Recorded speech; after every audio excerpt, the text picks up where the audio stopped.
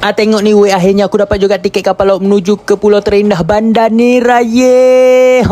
Okey, sambungan part 2 perjalanan aku berlayar 6 hari daripada Jakarta menuju ke Banda Neira. Let's go. Hari pertama aku di Jakarta kan. Waktu ni hari dah siang dah. Aku decide ambil bas terus dari airport menuju ke pelabuhan Tanjung Priok untuk cari tiket kapal laut menuju ke Banda Neira lah. Aku memang betul redah je time ni sebab awal-awal aku cek tiket dekat website habis dah cok. Jadi aku nak tanya sendiri dekat kedai-kedai ejen di sini mesti ada jual punya lah. Aku yakin sekali, 2 kali, 3 kali. Sampai-sampai aku order ojek motor berharga RM10,000 menuju ke kedai random yang aku cari dekat Google Map je lah. Sampai-sampai terus aku tanya dekat abang yang macam baru bangun tidur ni. Aku tanya tiket kapal masih ada tak? Lepas tu dia cakap ada, tapi yang tak ada katil lah. Tidur je lah mana dalam kapal yang kamu suka, suka hati kamu gitu dia cakap. Dan harganya lebih mahal daripada biasa weh. Kalau dalam website harganya RM800,000, tapi dekat sini dia jual RM900,000 per.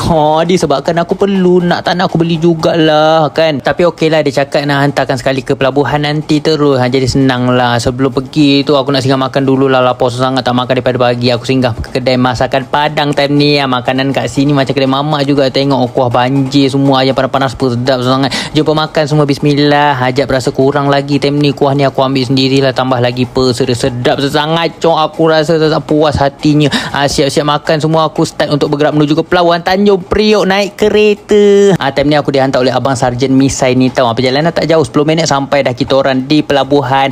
Masa ni aku bersama dengan 3 orang pakcik aku kenal masa beli tiket tadi. Pakcik-pakcik ni lah akan temankan aku sebab aku tak tahu apa-apa. Dan inilah dia tiket aku lepas di print. Tengok macam boarding pass nak masuk aeroplane juga cok. Untuk mengetahui semua, aku berlayar ke Banda Neira 6 hari ni menaiki kapal yang namanya Pelni Indonesia tau. Kapal ni sangat famous sekali, 2 kali 3 kali tau, kapal kerajaan gitu. Tengok ni sangat excited sekali muka aku cok. Laluan dia pun tu nak masuk ni pun macam masuk kapal terbang juga. Memang semat. And then lepas masuk, benda pertama yang kita orang buat adalah mencari tempat tidur cok. Tempat tidur dulu tau, sebab tiket kami ni tak disediakan katil. Jadi kami pun mencari dan akhirnya bertapak di wilayah kekuasaan kita orang di tepi tangga ni.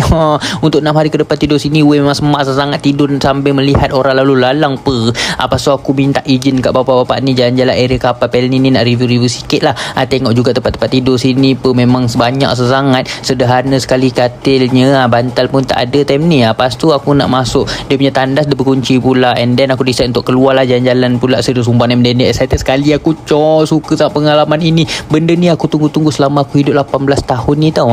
Dan macam ni lah lebih kurang kawasan pelabuhannya. Banyak kontainer-kontainer kiri kanan semua. Lepas 2 jam menunggu, akhirnya kapal ni pun mula berlayar.